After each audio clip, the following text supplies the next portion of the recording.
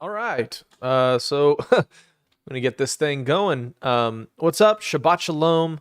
My name's Jake Grant. If you're finding this, you're probably on my channel, which is titled Jake Grant, so you probably already knew that. But yeah, so today I'm just kind of doing an impromptu Torah portion. I know Virtual House Church has kind of been all up in the air lately. Juan Carlos has been doing it over on his channel, Light to the Nations, but I didn't see him putting up a video today, so I was going to wait and see if he was going to do something. So since I didn't see anything, I'm just going to jump on here, and I'm going to do kind of a impromptu Torah portion reading. Now, for those of you who are not familiar, Torah portions are a cyclical Bible study method where you read through the first 5 books of the Bible, so you complete all of the first 5 books, and also you can join those readings with portions from the prophets, the writings, and also in the New Testament that correspond with what you read in the Torah portion.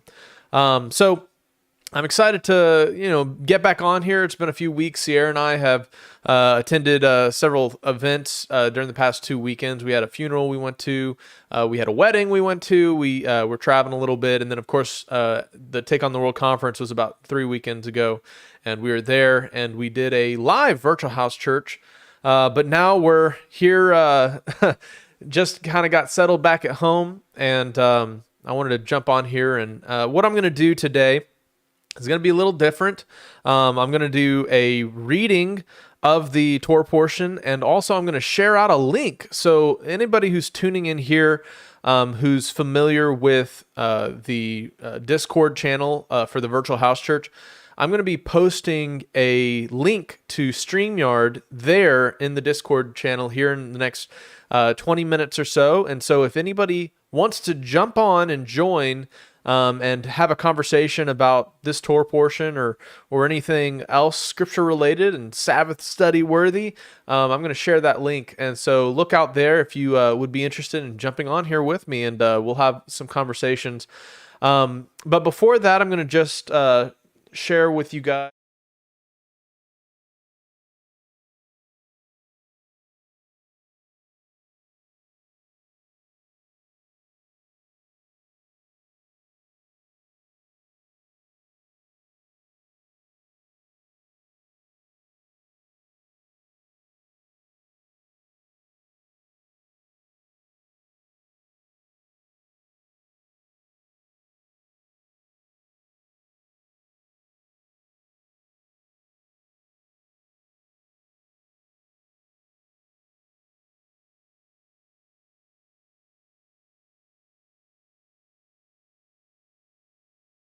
Jumped in here and told me that audio is not coming.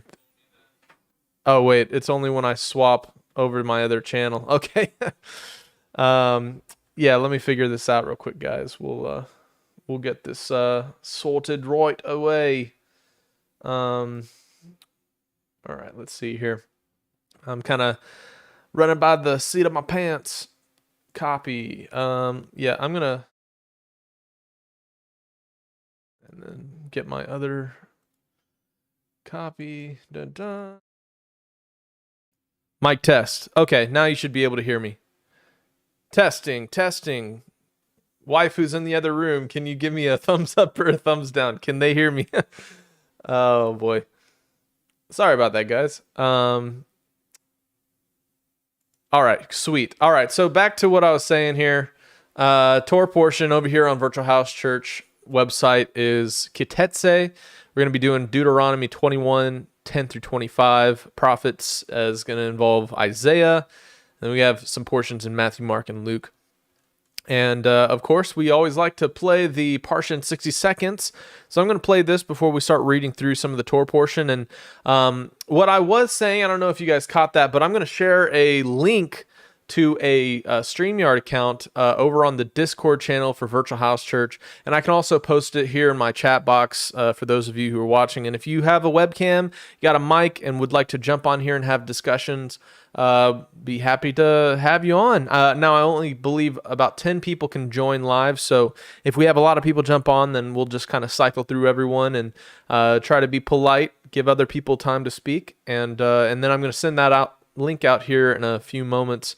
And then we'll get into that. So back over to the Virtual House Church website. I'm going to play the Parsha in 60 seconds presents Tetze. Here we go.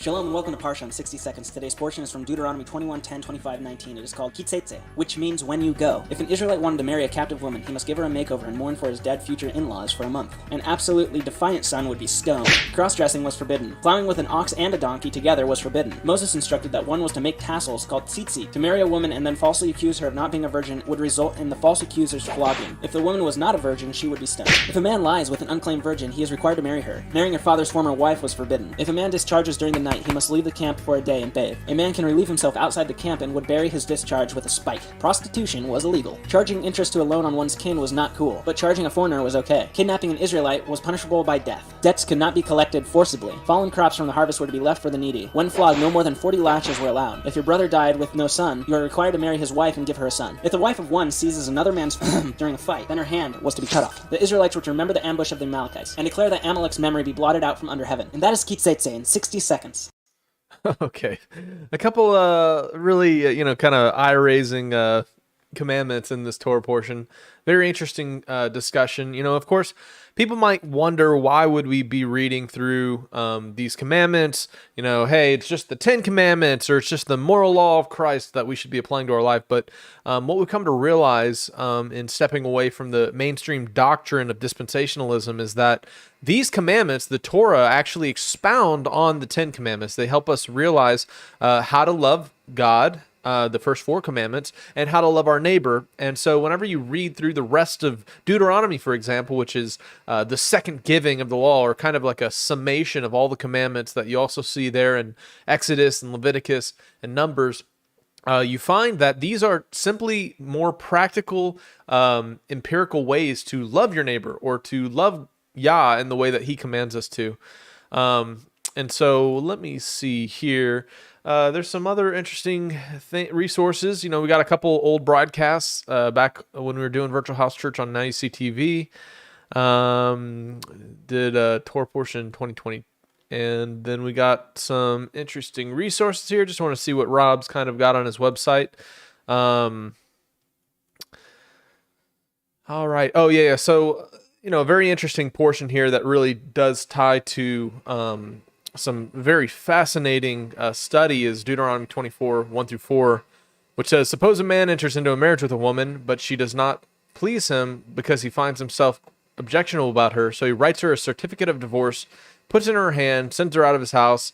When she leaves his house and goes off to become another man's wife, then suppose the second man dislikes her, writes her a bill of divorce, puts it in her hand, and sends her out of his house. Or the second man who married her dies. The first husband," so this is the key thing there that ties to some portions that we read in the beginning of the prophet Jeremiah, and also we see expounded in the New Testament in terms of how did our Creator remarry those who he said he divorced in the scriptures. And it says, her first husband who sent her away is not permitted to take her again to be his wife after she has been defiled, for that would be abhorrent to the Lord. But yet, we see that he promises, to remarry Israel. And here we see in Jeremiah 3:8, "And I saw for all the causes whereby backsliding Israel committed adultery, I had put her away and given her a bill of divorce," like that passage in Deuteronomy was saying. "Yet her treacherous sister Judah feared not, but went and played the harlot also. Yet he promises to bring them once back." And all the prophets were just trying to fathom, how could this be possible if his very commandment said he couldn't do this? But in the commandment here in Deuteronomy, if the first husband dies, the woman is then freed up to be remarried into covenant. And of course that ties into Yahusha dying for our sins, that first husband being representative of being put to death, but guess who raises again as the perfect eligible bachelor, and to whom the Apostle Paul says that he's betrothed us now to Christ to once again re-enter into this covenant language with the Most High. So very interesting study there. You can check out more over on the Virtual House Church page. It's the Ephraim Awakening, Redeeming the Bride. I know Jim Staley did an interesting study called Identity Crisis that really helped kind of bring a light to this topic to a lot of people. It's just really powerful. And looking at the errors of dispensationalism, how they've taken us away from our roots in the scriptures, and kind of separated God's people of the scriptures from what is now representative of the New Testament church. But what we come to find is that God's people and the church are one and the same. And whenever we become part of the kingdom of heaven through being grafted in, according to Ephesians 2, there's no more Jew nor Gentile, but one in Christ. And so that's why he's our example. To walk after him means to obey God's commandments, his instructions, just as Christ perfectly did it as our example. And that is how we become these witnesses, these examples of the kingdom of heaven on earth. So just some really good stuff here. I'm going to go ahead and share that link that I talked about over on StreamYard. So you guys can see here, I got a window here, and I'm going to jump on to the Discord channel, and I'm going to invite anybody who wants to jump on here. And so I'll try to keep attention on here in case somebody wants to come in and add some comments or whatever. But I'm going to post it here. You guys can't see me typing this in, but I'm just going to say Shabbat Shalom. This is Jake Grant doing a stream. If you would like to join or comment on this week's portion, get your cam and mic and hop on in this link. Okay. Sorry about the kind of robotic narration there as I share this. Right on. Okay, so I'm going to keep an eye on that for those of you who are watching, and I will begin to read through our Torah portion. Let's see here.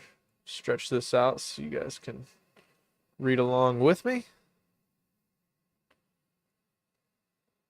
And we're going to jump over here to Tetze, Deuteronomy 21, 10 through 25, 19. Very cool. All right. So, forgive the talking to myself, getting things worked on in the back screen here. I'm just going to get this figured out. And also, before people get here, if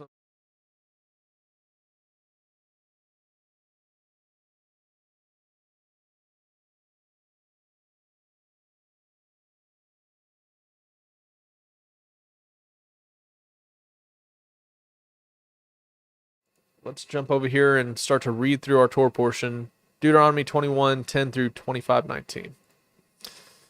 I like to use torahportions.ffoz.org just because it's a great resource. It kind of has all of the scriptures for our Torah portion put together, and also they have some great commentary generally tied to the Torah portion. Messianic website. Some good stuff. All right, so when you go out to war against your enemies, and the Lord your God gives them into the hand that you take them captive, and you see among the captives a beautiful woman, and you desire to take her to be your wife, and you bring her home to your house, she shall shave her head and pare her nails, and she shall take off the clothes in which she was captured, shall remain in your house, and lament her father and her mother a full month. After that, you may go into her and be her husband, and she shall be your wife. But if you no longer delight in her, you shall let her go where she wants. But you shall not sell her for money, nor shall you treat her as a slave, since you humiliated her. So after war, generally, whenever the men were, put to the sword, the ladies would go and put on their pretty garments so that they would be not left in the desolation, but taken into, the homes of whoever the conquerors were. And this particular commandment here is interesting. Whenever you read through the Targum, Pseudo Jonathan Targum, or one of the Targums rendering of this verse, it actually talks about leaving her untouched for 3 months, just in the case that she was bearing the child of one of your enemies. So just like a waiting period to make sure you weren't bringing someone into the camp that was going to cause a thorn in the side of their people.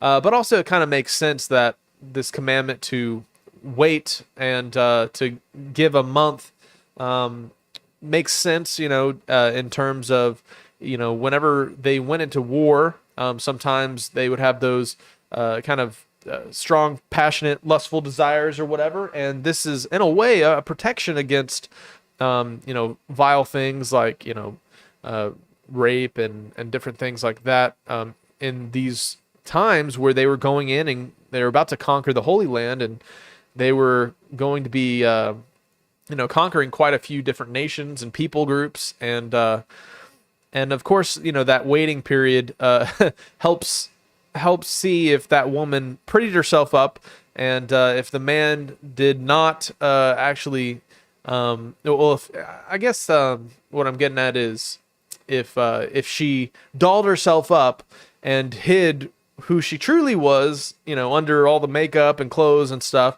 that within a month's time, the guy would find out, all right, is this lady who she represents herself to be, or should I let her go?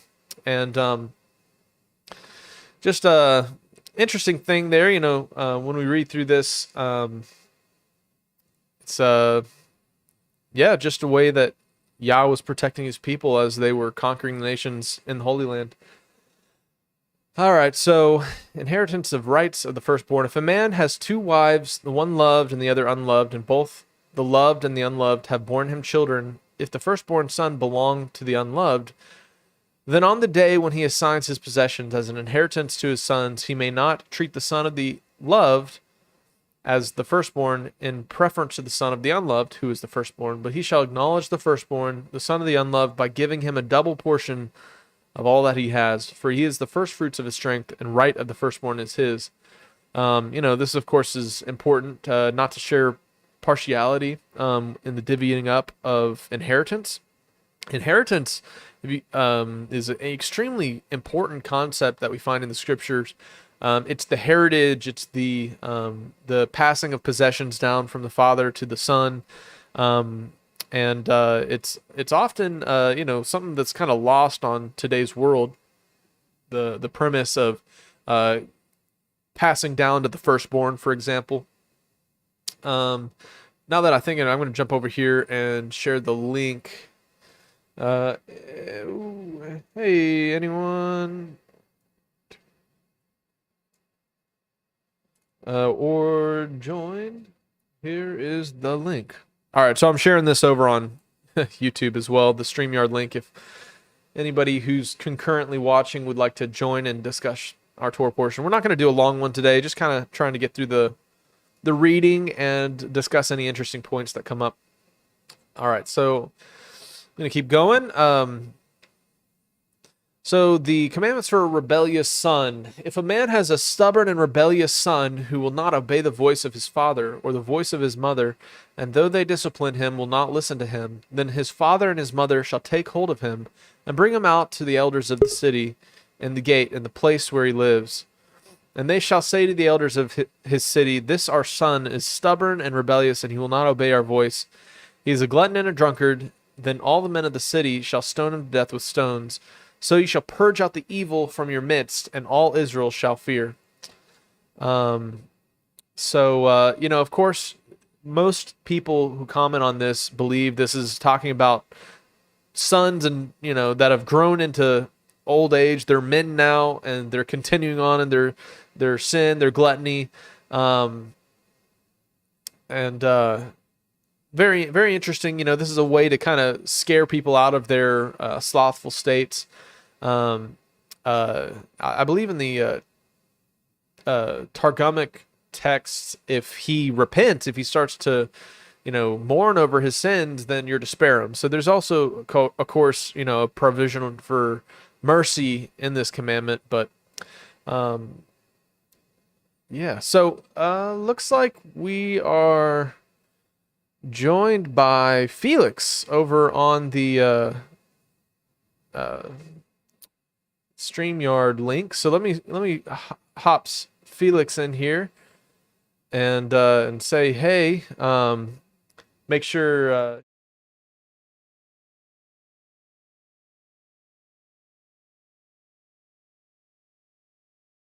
Shabbat Shalom. Hey, Shabbat Shalom. Let me I got to copy some audio over here so we can share.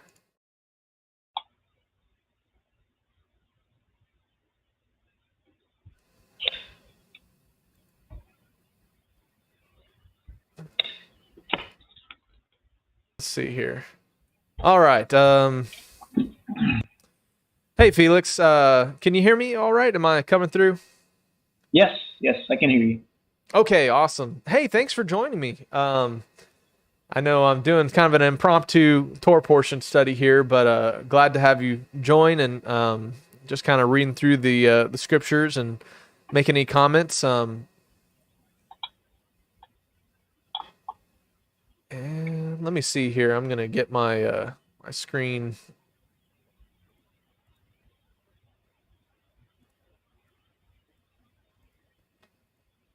Fixed.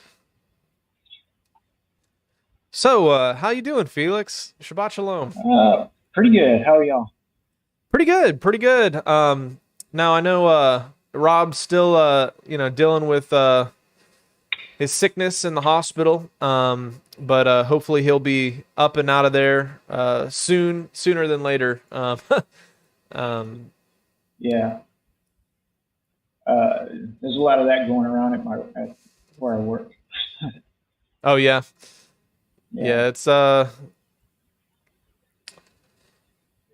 far we haven't had anything with my family. It's a blessing, so. Yeah, for sure. I'm sorry, I'm juggling some screen issues over here at the moment. I'm trying to get this kinked out. It's giving me some problems. But yeah, once again, thanks for joining me. I was just reading through the portion for the rebellious son and the punishment for the rebellious son, and how it does seem like the scriptures are talking about those who've grown into old age that are still refusing to hear the voice of their father and mother, which is one of the commandments, or 10 commandments, right? Honor your father and mother. So it's a big deal, but people look at this, and they often, whenever they look at people trying to keep Torah or keep the commandments, they kind of scoff, like, are you going to stone your kids?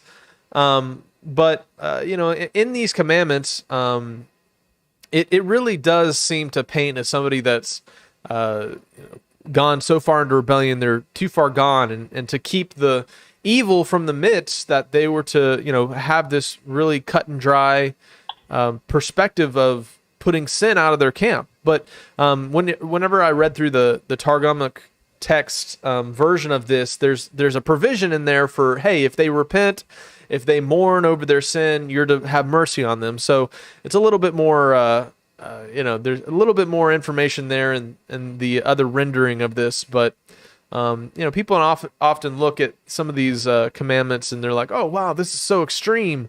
Why would you ever stone your children? And but I know this would definitely keep my kids from disobeying their parents. If you were like, well, look what the scripture says, you better obey.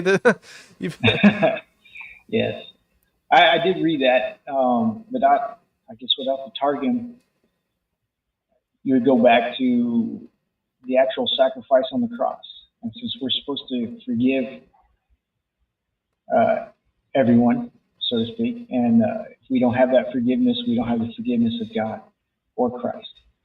So the way I see it, without having the Targum there, it would be he did not do away with the law. He fulfilled the law, and we're supposed to have the same mercy as God did on the cross. So stoning my child would not be there. I'm supposed to be merciful to him like he is to me. So that's the way I saw it.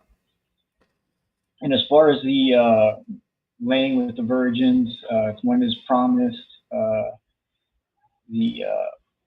you don't like your wife, you got to get, you lie about her. That's what's happening now with irreconcilable differences,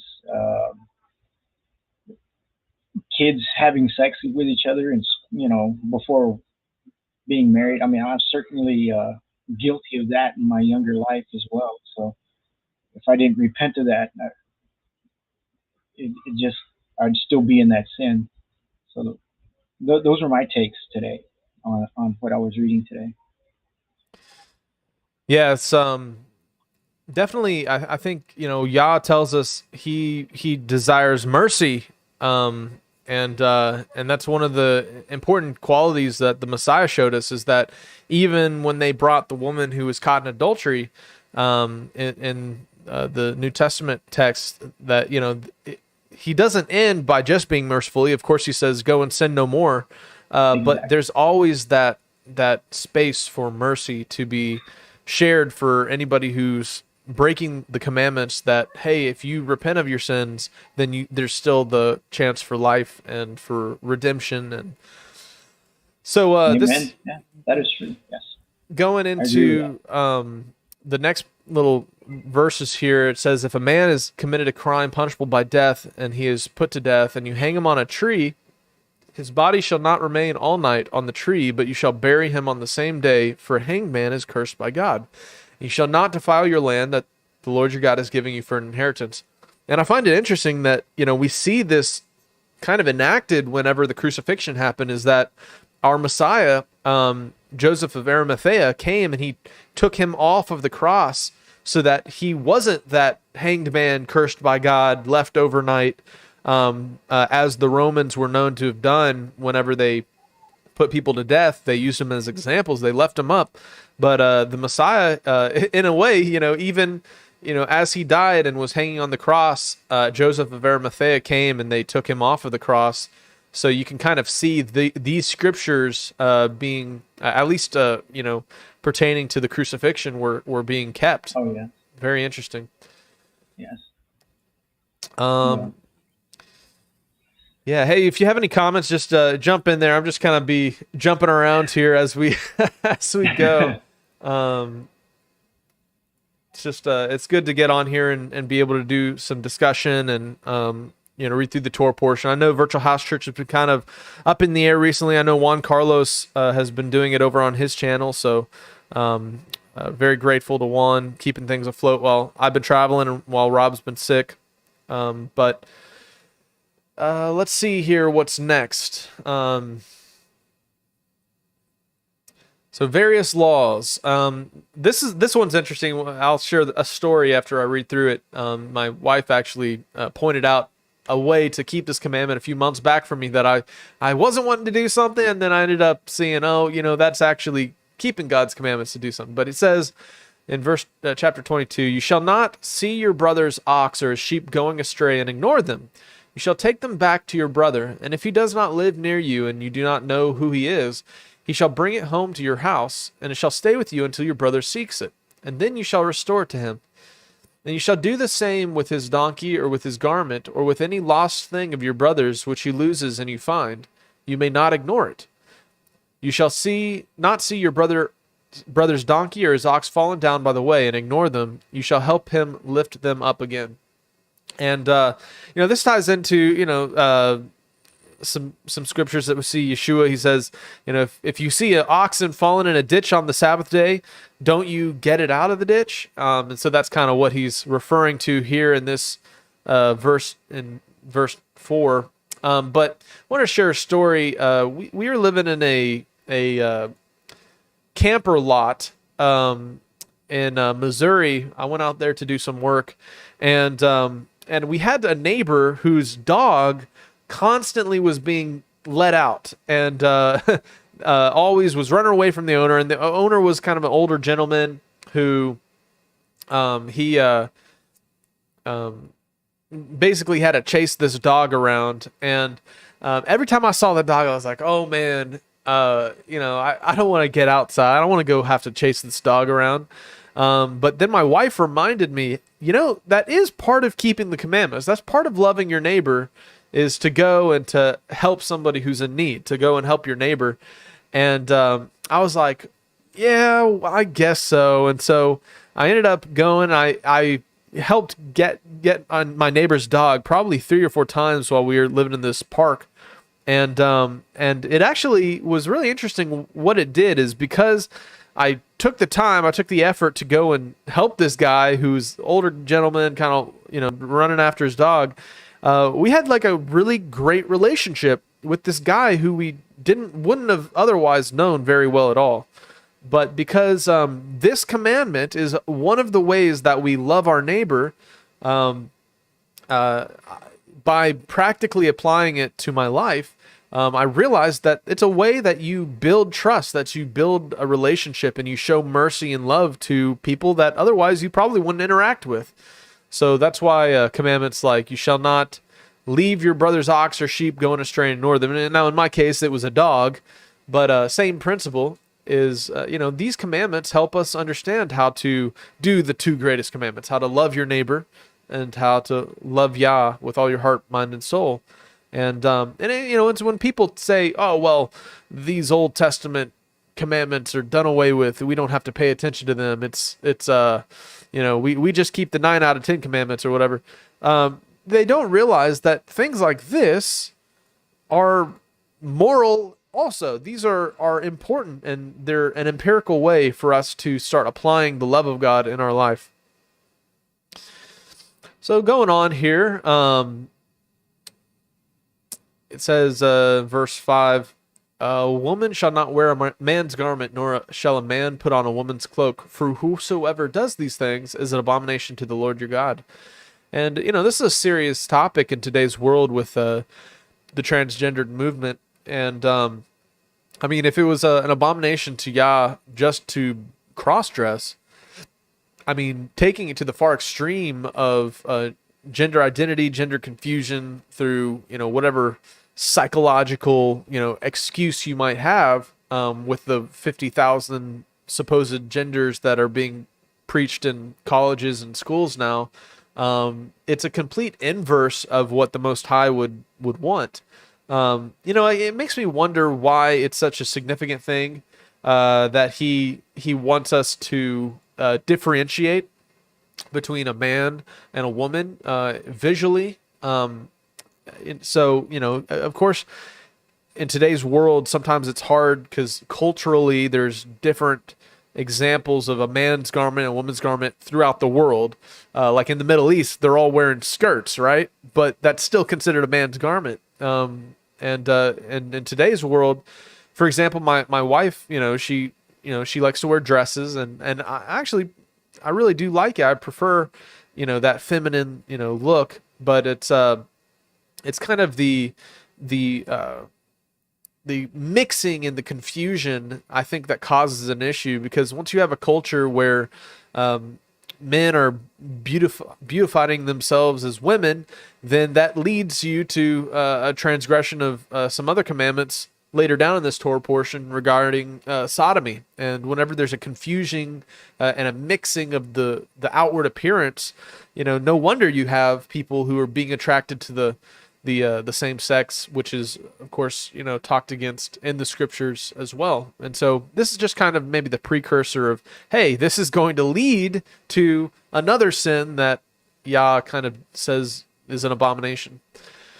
But why? Why is it important? Because whenever we see, if an entire culture, let's just take something to its far extreme, when an entire culture descends into immorality and people start, stop procreating, which is in its long term, a form of death entering into a society, because, if you're not procreating, you're, going to die off eventually. You're not, creating descendants. And one of the ways that, in depravity, people, cause a civilization to be extinguished is they choose their sexual interests in the same sex, which can't ever lead to life. It's just a kind of like a dead end in terms of society growing. And so, we know that Yah's commandments lead to life, and breaking his commandments lead to death, lead to a curse. And so, I find it interesting how he sets us up and he kind of warns us to steer clear of things that could lead even to further sins that might be on the more extreme end of things. And so here's another interesting commandment. It's talked about is if you come across a bird's nest in a tree or on the ground with young ones or eggs, and the mother sitting on the young or on the eggs, you shall not take the mother with the young. You shall let the mother go, but the young you may take for yourselves, that it may go well with you, that you may live long. And this is an interesting promise tied to this commandment because it's one of the only other commandments other than honor your father and mother that your days may be well and long with you. It's a commandment tied to a promise of long life. And it does subtly tie into honoring your father and mother, I guess, because you don't take the mother with the young, but also it's a kind of an act of mercy, it seems like, in the animal kingdom, where you're not going to take the children and the mother so that the mother witnesses her kids, being, offed or eaten, but instead you're to shoo off the mother. But also this is an example not only of animal kind of mercy to the animal kingdom, who we're supposed to be kind of shepherds over, but also it's an example of not just going nuts and crazy and being able to totally annihilate a population of an animal group just because we're hungry or we want to eat them. We always have an option for the mother to go and reproduce more so that there's kind of a continuation. And that makes sense. Like if you go and you're, just eating up everything you can get your hands on, mother, children of a bird with her eggs, and that bird can't go and make more eggs, then you're kind of snubbing yourself in the toe if you think about it. So practically, very interesting, that commandment. One of the commandments, this Torah portion really does kind of see that we should have mercy, mercy to animals, like whenever we see in verse 4 here, get the ox or donkey out of the hole that they fall in or get them up. It's a way of loving your neighbor, but also, having mercy to the animals that we deal with. Not that it's like a sin to eat meat or something, but of course, if we're eating according to the scripture, but just very interesting, like how deep these commandments can go. So another thing it says here, verse 9, you shall sow your vineyard with. I skipped some. Verse 8, when you build a new house, you shall make a parapet for your roof, that you may not bring guilt of blood upon your house, if anyone should fall from it. Now, that's pretty much like a guardrail, keeping people from falling, which is good. You want to look out for your neighbor. That's a loving thing to do. Verse 9, you shall not sow your vineyard with two kinds of seed, lest the whole yield be forfeited, the crop that you have sown and the yield of the vineyard. You shall not plow with an ox and donkey together, and you shall not wear cloth of wool and linen mixed together. Now, I don't fully understand this. I'm just learning the scriptures along with everyone else, and I'm just I think it's important to spend the time trying to figure this out. But what do you guys believe this means? Because is this two types of species of crop, like don't sow your watermelon with your cucumbers? Or rather, is this even more specific, like two genders of crop? Or what do you think this is actually referring to? And how close is considered to be sowing with two kinds of seed? Because, a vineyard could be a large location. So is it purely just don't put all your seeds in a baggie all mixed up together and sow them? Because we do see that the Most High, at least in some instances, really does like to separate groups into different places. For example, the tribes. You had 12 tribes, but each of them had their location, their place. And it wasn't just all Israel was an intermingling and a mixing, which is more akin to the Babylonian method. I know I'm going to kind of socially metaphorical here, but the Babylonian method is to mix races and cultures and like all the different things mixed together, because whenever people lose their identity, their culture, or their tribal identity, then Babylon can replace it with stuff. And so that's kind of the metaphorical aspect that I would get out of this. But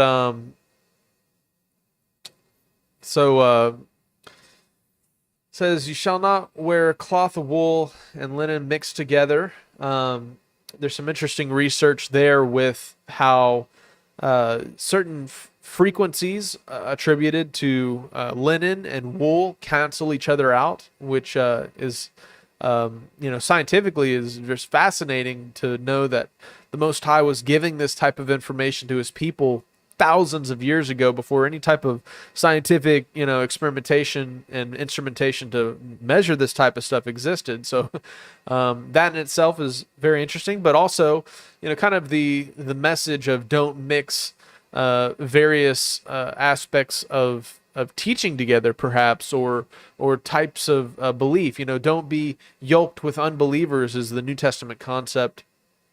And this is also tied to the plowing of the field, not plowing with an ox and a donkey together, can cause issues. And all right, so we have here the commandment of tzitzit. Very interesting. You shall make yourself tassels on the four corners of your garments with which you cover yourself. I got a tzitzit here.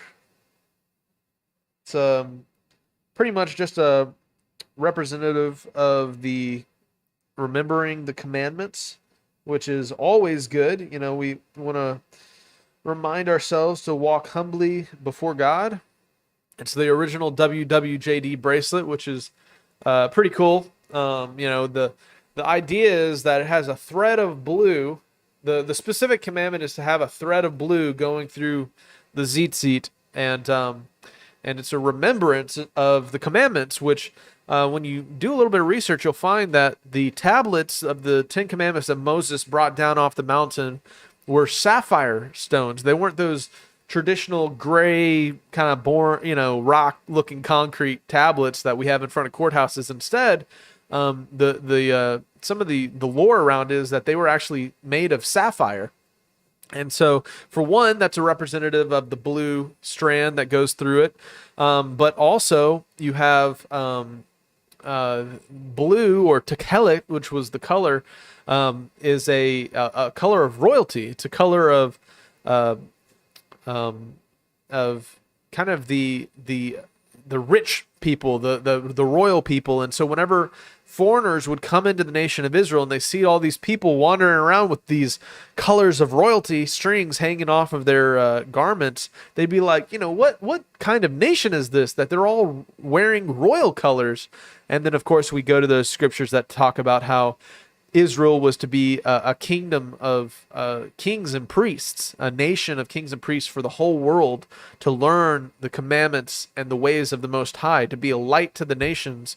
And, of course, that's also what believers were called to be in the New Testament context of things, is to be a light to the world, to be a light to the nations.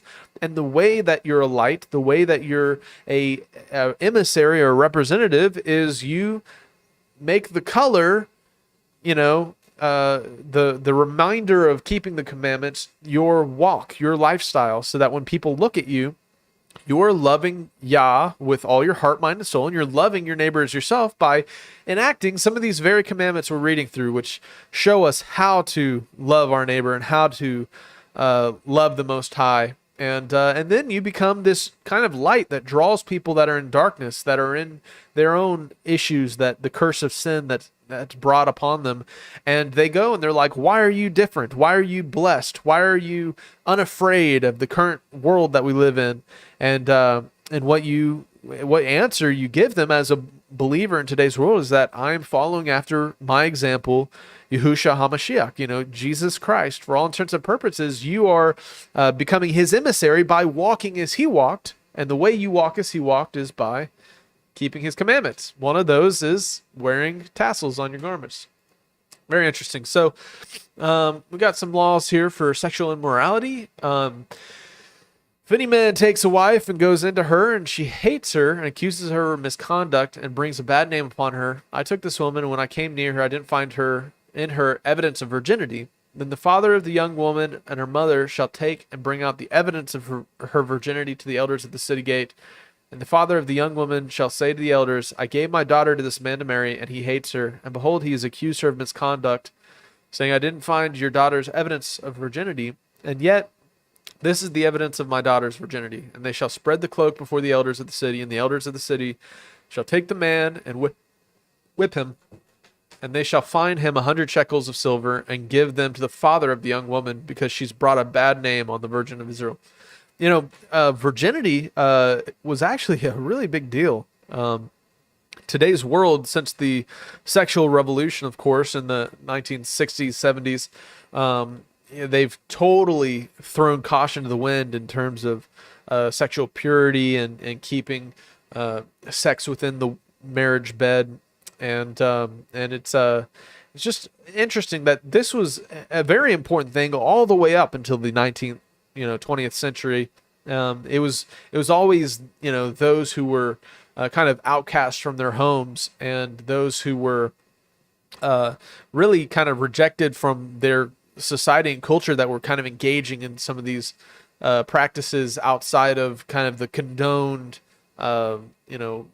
procedure of marriage. But it's just recently that this has become a really big issue in our culture, to the point where most people can't make it out of high school without having already participated in some form of fornication or sodomy or some kind of sexual immorality, because it's one of the ways, I think, that the enemy destroys our minds. He destroys our gift that we are to be giving to our beloved one on our wedding day. And I think that's the enemy starts at the place that will do the most impact on the people of God. And when he focuses on destroying the family unit, the sanctity and the trust between a man and a woman in marriage, that's when you see he really can get his claws into the children that are born after that, and can also kind of pass down that iniquity, that propensity for sexual immorality to the children that are born from those relationships, because they look at mom and dad and they weren't keeping themselves, so why should I? And so it kind of creates this snowball effect. And I know this is something that I fell short in. I know this is something that a lot of people fall short in. But when we look back and we can see how this affected our lives, man, sexual immorality, lust, and all the things that come along with that are so potent. I talk about one thing that'll distract a young guy's mind throughout his teens and 20s, all the way into old age, of course, as we see with many examples of people throughout history. Is this is one way to destroy somebody and to throw their testimony through the mud, as it were, as you see with many people throughout history. And so it's all the more reason to be like a Joseph, and run. All right. So, if the stoning woman, then they shall bring out the young woman. If she's found not being a virgin, the men of her city shall stone her to death with stones, because she has done an outrageous thing in Israel by whoring in the father's house. So you shall purge the evil in your midst. It was a serious thing back then. Can you only imagine how far a society would be fallen in today's context if this was something that was permitted throughout history? I know as in some cultures it was, allowed, but if this became a wide practice thing, and there was thousands and thousands of years to develop this type of immorality, then look how far we've gotten away from the Most High's ways in just 50, 60 years since the sexual revolution hit the Western world. And man, we're already kind of descending into complete madness. So it's important to keep those commandments. Important to repent if we have fallen short, because we can see here the penalty was death often. But there's mercy. Just repent. Verse 23, if there's a betrothed virgin and a man meets her in the city and lies with her, then you shall bring them both out of the city gate of that city, and you shall stone them to death with stones. The young woman, because she did not cry for help, though she was in the city, and the man, because he violated his neighbor's wife. So you shall purge the evil from your midst. Now, I understand this particular verse is talking about a type of adultery. The punishment for adultery was, of course, death. But being betrothed as a woman was kind of like an early precursor to being fully married, right? Like it was almost looked at as being married. And so if this betrothed woman and some other guy, not the one she's betrothed to, get together, then she is stabbing a dagger in the heart of the one she was betrothed to. And of course, this guy is, getting his dirty fix in through stealing a woman from somebody else she was promised to. Type of adultery.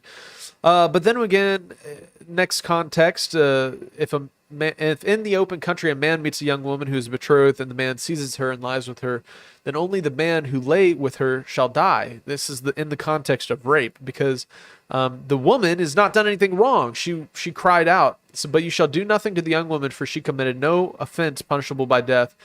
In this case, is like that of a man attacking and murdering its neighbor. So, in this context, rape is as serious as murder, and very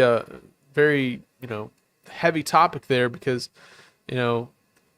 people who commit a lot of sexual assault are getting such little punishment in today's kind of context. They can get off with just a few years in prison, and sometimes they get scot-free without any kind of retribution. But this is a punish, according to the scripture, as serious as murder, because he met her in the open country, and though the betrothed woman cried for help, there was no one to rescue her.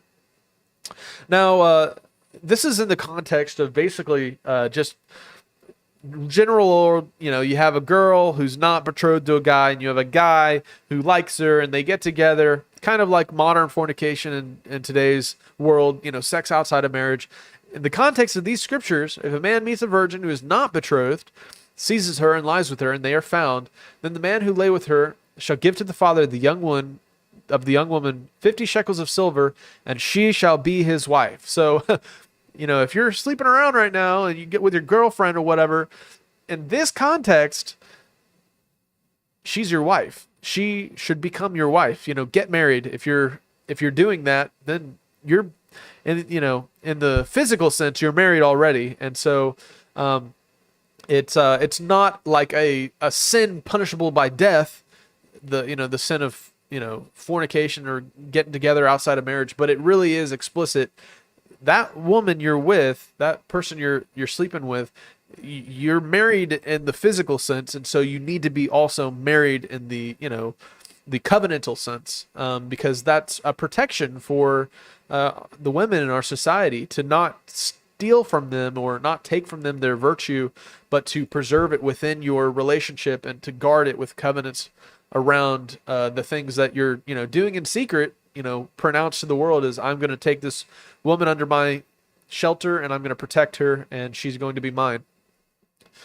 And a man shall not take his father's wife, so that he does not uncover his father's nakedness. This is interesting in context of the sin that Ham committed against Noah. Now, there's different opinions out there, but this could be one of the explanations, is that Ham, the way that he uncovered his father's nakedness was that he actually went in and slept with Noah's wife, who, according to some of the extra biblical texts, was not Ham's mother, but was rather the mother of Japheth and Shem.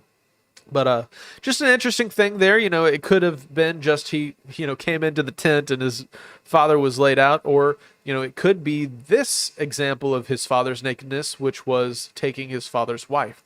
So that's an interesting thing that I know we cover. No one with whose testicles are crushed or whose male organ is cut off shall enter the assembly of the Lord. And no no one born of a forbidden union may enter the assembly of the Lord. Even to the 10th generation, none of his descendants may enter the assembly of the Lord. And this sounds like a pretty harsh commandment, but I know we have examples throughout the scriptures and definitely the New Testament context that, like, for example, the prophet Daniel, he was a eunuch.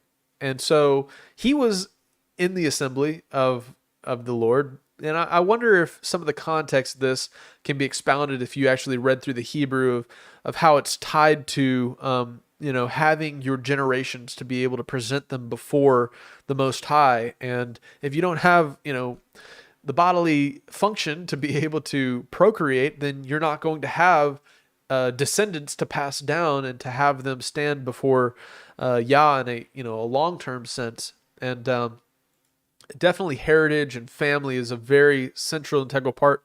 But I with the examples of like Daniel, who was made a eunuch, for example, and in the New Testament context of things, people who weren't married, didn't, or who were from a forbidden union, for example, it does seem like they were allowed into the congregation. So this is something I definitely need to study out on my own more to fully understand. Some more stuff here. No Ammonite or Moabite may enter the assembly of the Lord, even to the 10th generation. None of them may enter the assembly of the Lord forever, because they did not meet you with bread or with water on the way when you came out of Egypt, and because they hired you against you, this Balaam, the son of Beor, from Pethor, Mesopotamia, to curse you. But the Lord your God would not listen to Balaam. Instead, the Lord your God turned the curse into a blessing for you, because the Lord your God loved you. You shall not seek their peace or their prosperity all your days forever. I know, an integral part of pure undefiled religion, right, is to care for the widows and the orphans and the hungry and the poor and the, those who don't have, clothes. And so it's a bad deal, whenever you basically do the opposite. And it's kind of the precursor. We see that the Moabites and the Ammonites definitely did the opposite of what would be pure undefiled religion, right? You shall not abhor an Edomite, for he is your brother. You shall not abhor an Egyptian, because you are sojourners in his land. And children born to them in the 3rd generation may enter the assembly of the Lord. Excuse me. Hey. Oh. Pardon me. Very interesting context here.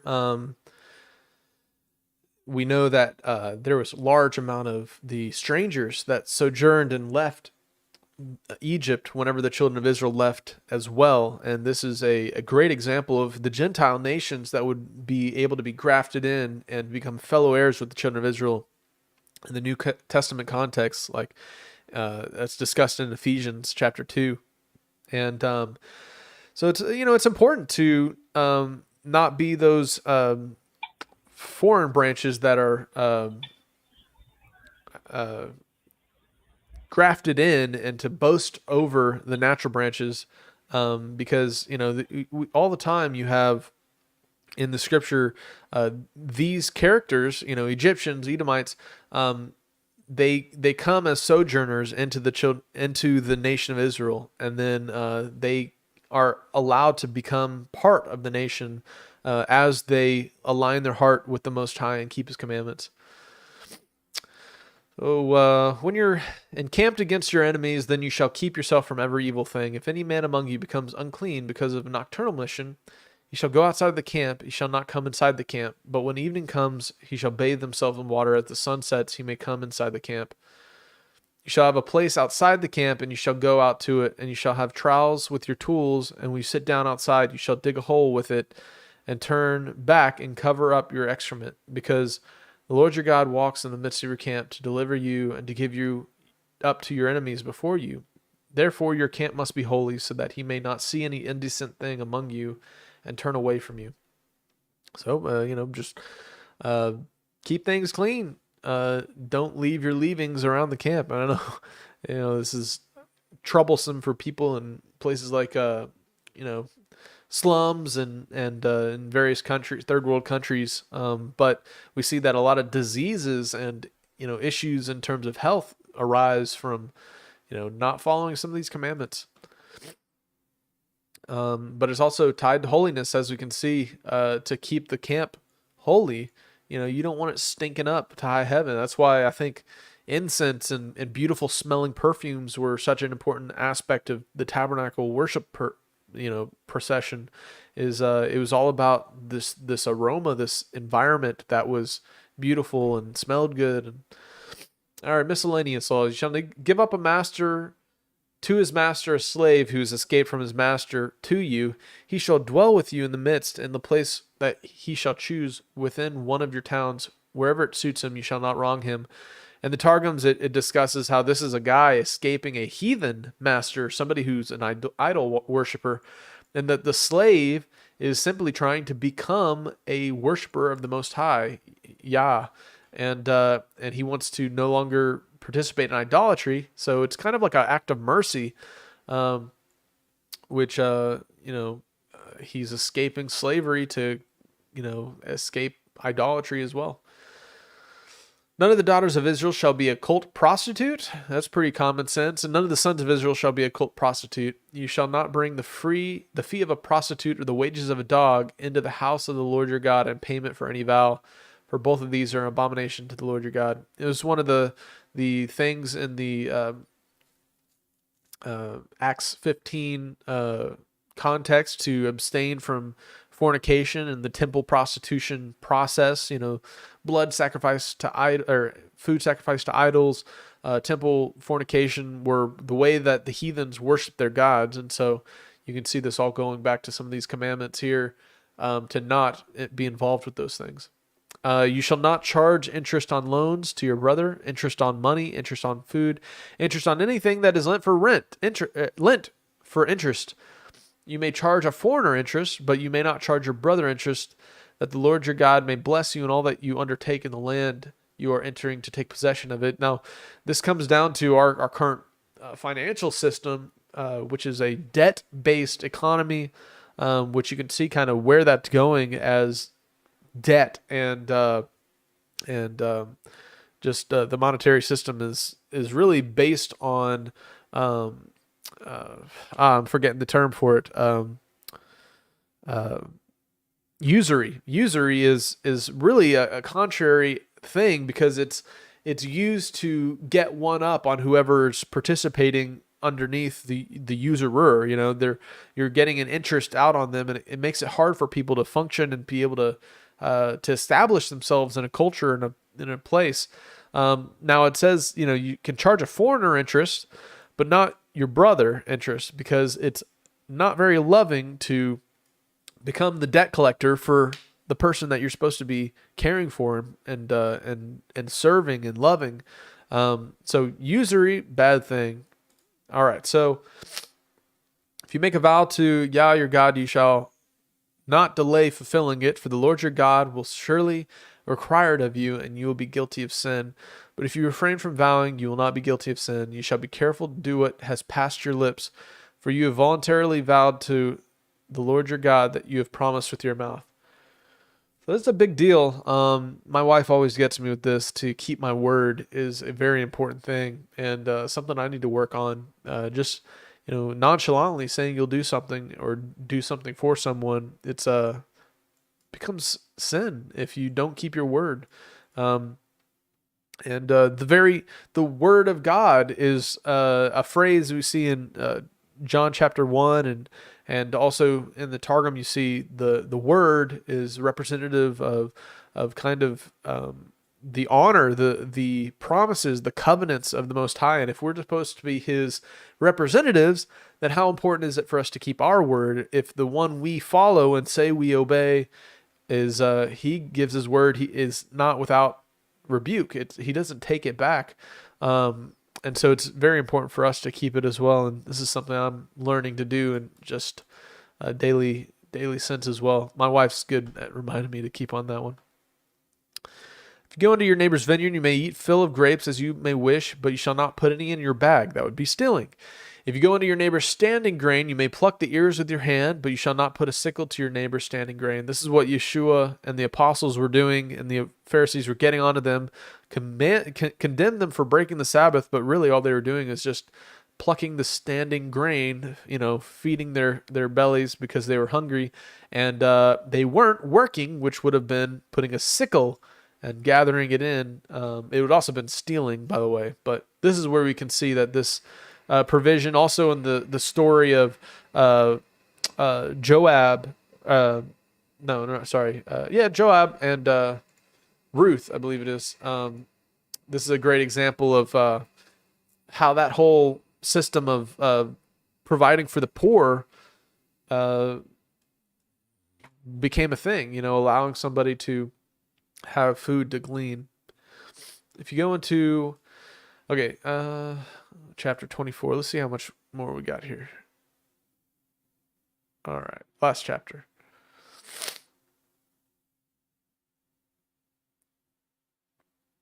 All right. When a man takes a wife and marries her, if then she finds no favor in his eyes because he's found some indecency in her, and he writes her a certificate of divorce, and he puts it in her hand and sends her out of the house, she departs out of the house, and if she goes and becomes another man's wife, the latter man hates her and writes her a certificate of divorce and puts it in her hand and sends her out of his house. Or if the latter man dies, who took her to be his wife, then her former husband who sent her away may not take her again to be his wife after she has been defiled, for this is an abomination before the Lord, and you shall not bring sin upon the land that the Lord your God is giving you for inheritance. Like I mentioned earlier at the start of this, how this is tied to some interesting passages at the beginning of Jeremiah, and discussed as this great mystery that Paul writes about in some of his texts.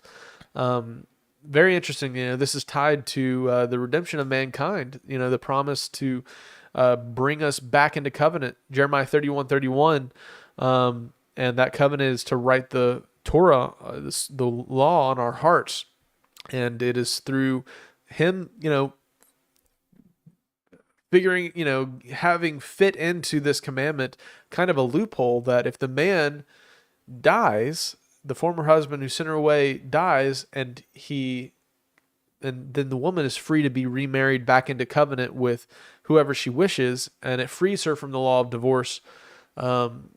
So very, very great stuff there. Definitely tied into some of Jim Staley's identity crisis teachings. Worth checking out. When a man is newly married, he shall not go out with the army or be liable for any other public duty. He shall be free at home for 1 year to be taken with his wife, whom he has taken. Wouldn't that be awesome if we were all given that 1 year time to be with our wife who we've just married? Man, if that doesn't make you want to apply some of this biblical language to our culture today, that'd be pretty powerful. Imagine how much divorce rates and people splitting up would go down if we actually had that time to learn one another over a course of a year and focus on each other. No one shall take a mill or an upper millstone in pledge, for that would be taking a life in pledge. Don't totally understand this one. Maybe it's just the process of being able to provide food for themselves. Keeps people from milling their grain and making bread. A man's found stealing one of his brothers of the people of Israel, and if he treats him as a slave or sells him, then the thief shall die. You shall purge out the evil from your midst. So don't sell your brother, just like Joseph's brothers were attempting to do. Take care in the case of leprous disease to be careful to do according to all the Levitical priests shall direct you as I commanded them, so you shall be careful to do. Remember what the Lord your God did to Miriam on the way you came out of Egypt. Leprous diseases often we see are tied to rebellion and the questioning of authority of, God implemented authority. And this is what we saw happen with Miriam. She started challenging Moses. So it's interesting that, certain diseases are tied to certain types of sin, and basically be careful to do all the Levitical priests shall direct you. When you make your neighbor a loan of any sort, you shall not go into his house to collect his pledge. Don't show up and break his knees like you know, the mafia does. You shall stand outside, and the man whom you have taken the loan shall bring the pledge out to you. If he's a poor man, you shall not sleep on his pledge. Don't badger the guy, and don't take his clothes so that he can't get any rest. You shall restore to him the pledge as the sun sets, that he may sleep in his cloak and bless you, and it be righteousness for you before the Lord your God. You shall not oppress a hired worker who is poor, needy, neither he is one of your brothers or one of the sojourners who are in your land within your towns. You shall give him his wages in the same day before the sun sets, for he is poor and counts on it, lest he cry against you to the Lord and you be guilty of sin. So don't oppress the worker. I've had this happen in my own life with the changing of wages and issues with my employers, and it's an oppressive thing. Whenever somebody's depending on an employer for financial stability and to provide for their family, it can become a pretty stressful thing to have that yoinked or changed without a moment's notice or any type of a foreagreement. They can cry to the Lord, and it becomes sin to the employer who's cheated them. Verse 16, fathers shall not be put to death because of their children, nor shall children be put to death because of their fathers. Each one shall be put to death for his own sin. You're guilty for what you do, not what your family does. You can't play the card, oh, it was their fault, or, oh, I inherited this. A lot of people get very bitter about how their family upbringing was, or how abuse happened in their life, and they use it as a justification to do more sin of their own, design. So you're guilty for what you do. And so I think this is, a merciful thing that, Yah's not like, all right, well, your dad was such a bad guy. You're going to suffer too. But we do see that iniquity and the propensity of sin can be something that is passed down. And iniquity in itself is not necessarily sin in and of itself, but rather it's the propensity to engage in a certain practice, such as alcoholism. If your parents were alcoholics, you saw them drink all the time, there's a good chance that you might look to that as an escape, making it your own sin of drunkenness. But you kind of inherit that iniquity down just because you were around it, because you saw it.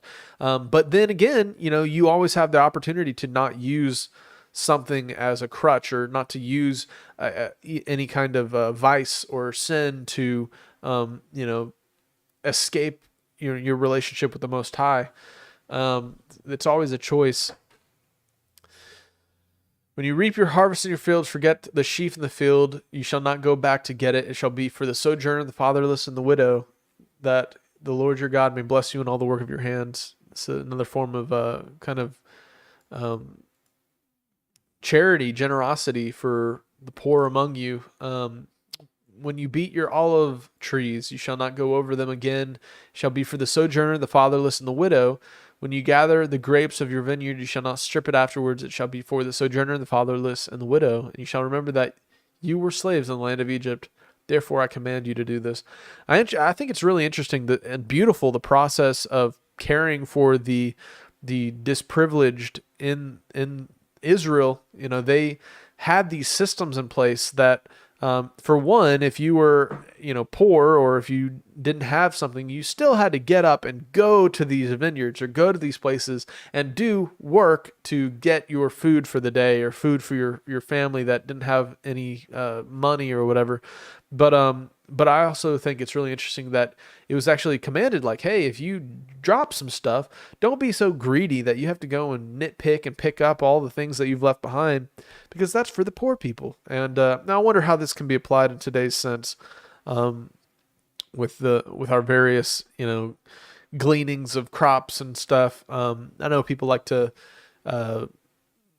with combines and different types of modern mechanical farming techniques, it's really hard for them to leave a lot behind. I know they can pretty much get most of that crop, but I wonder how we can apply, this premise of leaving behind things, or rather, maybe having those things and giving them to people that are in need.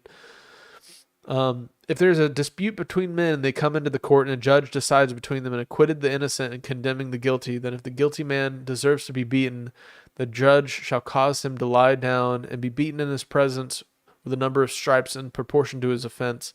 40 stripes may be given him, but not more, lest if one should go on to beat him more stripes than these, your brother be degraded in your sight. I know the 40 lashes is tied to what Yeshua received from the Romans. Going beyond that could often lead people to die from their, stripes. So it's, kind of a limit on cruelty and punishment. You shall not muzzle an ox when it is treading out the grain. Kind of makes me, think about the modern face covering aspect of our society. People, a lot of people are becoming that muzzled ox when working and out in the world. There's a reason to do this. It's a cruelty to keep somebody who's from doing their physical activity from being able to breathe. Let's see here. We got a little bit more. If a brother dwells together and one of them dies and has no son, the wife of the dead man shall not be married outside the family to a stranger. Her husband's brother shall go into her and take her as a wife and perform the duty of a husband's brother to her. And the firstborn whom she bears shall succeed the name of his dead brother, that his name may not be blotted out of Israel. That's a merciful thing. And also in the culture of that time, a woman who was, without a family, a widow, really was in a bad position in society. So it was a merciful thing to take that woman in under somebody's wing and to, provide an heir to your brother who passed away without one. But I do know that it wasn't proper if she did have children from your brother.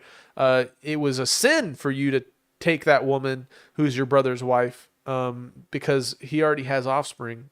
So there's definitely, some things to this that we need to kind of look into, because it was a merciful thing to take the woman who was on her own in, but it was not proper to, just take her because you wanted her. So anyways, if the man does not wish to take his brother's wife, then his brother's wife will go up to the gate, and the elders say, my husband brother refuses to perpetuate his brother's name in Israel.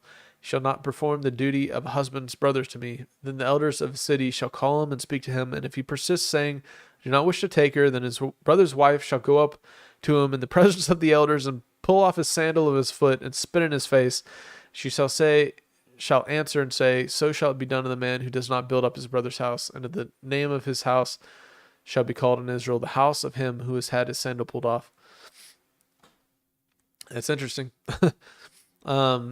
When men fight one with another, and the wife of the one draws near to rescue her husband from the hand of him who is beating him, and puts out her hand and seizes him by the privy parts, then you shall cut off her hand. Her eyes shall have no pity. Sounds pretty extreme, but I mean, if you got people going around like messing people's genitalia up, you're not going to have a very flourishing society. You're going to have a bunch of people that can't have kids. So I mean, I understand how extreme it could be at that time. You should not have in your bag two kinds of weights, large and small. You should not have in your house two kinds of measures, large and small. A full and fair weight you shall have. Don't have partial judgment. Don't have one way that you treat people that you go out to do dealings with, and don't treat the people you're in your house with more fair than the people that you would treat otherwise. It's a full and fair measure you shall have, that your days may be long in the land that your Lord your God is giving you. For all who do such things, all who act dishonestly, are an abomination to the Lord your God. Don't be dishonest in your dealings. Remember that Amalek did to you on the way as you came out of Egypt, how he attacked you in the way you were faint and weary, and cut off your tail, those who were lagging behind you, and he did not fear God. Therefore, when the Lord your God has given you the rest from all your enemies around you, in the land that the Lord your God is given you for inheritance to possess, you shall blot out the memory of Amalek from under heaven, and you shall not forget. We know that, what's his name? Naaman, or no, it's not Naaman. Haman. Haman was one of the descendants of Amalek, who they didn't end up, allowing to live. He was actually a descendant of the king that King Saul didn't kill, or didn't finish him off, became a thorn in the side of Israel. So I think I'm going to leave it at that. I've already gone like way longer than I intended to. Just kind of wanted to read through the rest of the scriptures. I think I'm going to do Juan Carlos's version of the Aaronic blessing, light to the nations, and we're going to leave it off at that. So, hey, thanks for Felix for joining me earlier. I know nobody else was able to join in, but appreciate you, man, for stepping in there and sharing some of your thoughts on some of those verses. Maybe next time I can give everybody a little bit more heads up if I have to do some, wanted to do some group conversation, whatever. But all right, let's see here. Sorry, I'm resizing my windows. And we will watch the Aaronic blessing with Juan Carlos.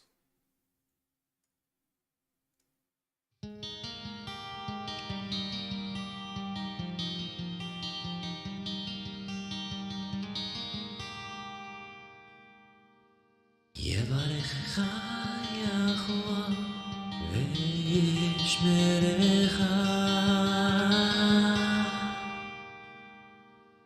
יאר יחוה פניו לך וחונקה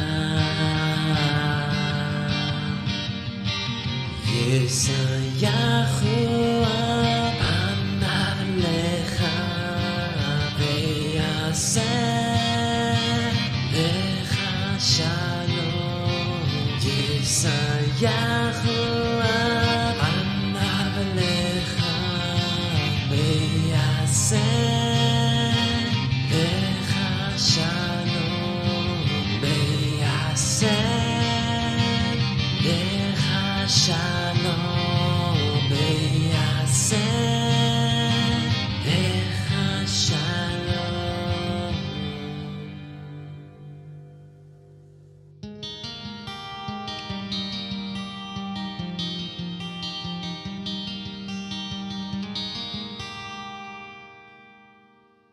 Yahweh bless you and keep you.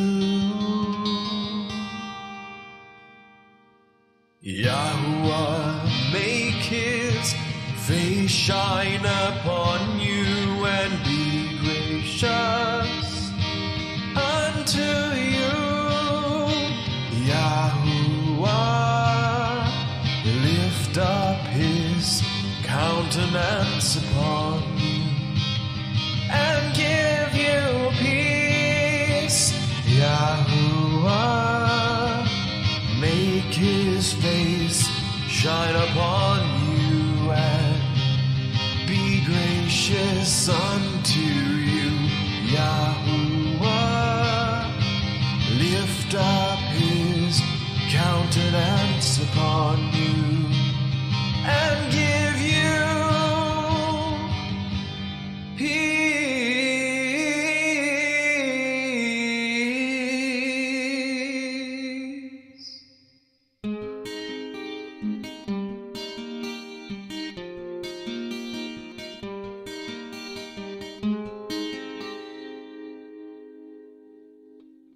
Yahuwah te bendiga y te guarde. Yahuwah haga resplandecer su rostro en ti y tenga de ti compasión.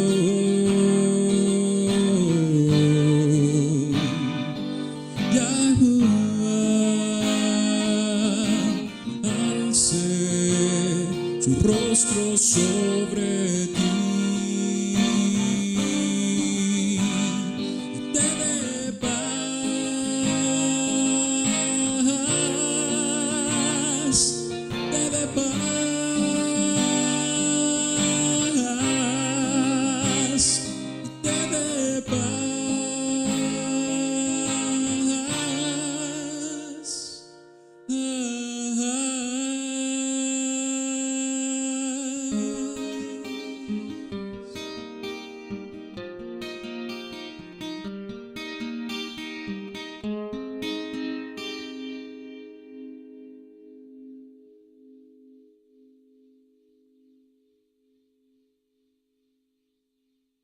All right. So let's see here. I think that's all, guys. Shabbat shalom. Make sure to keep Rob in prayers. I know he's still recovering and still in the hospital, and I don't have any particular updates other than that I know last I heard he was improving in his situation, and they were trying to find a better place to get him some treatments, and that we just need to keep praying for him.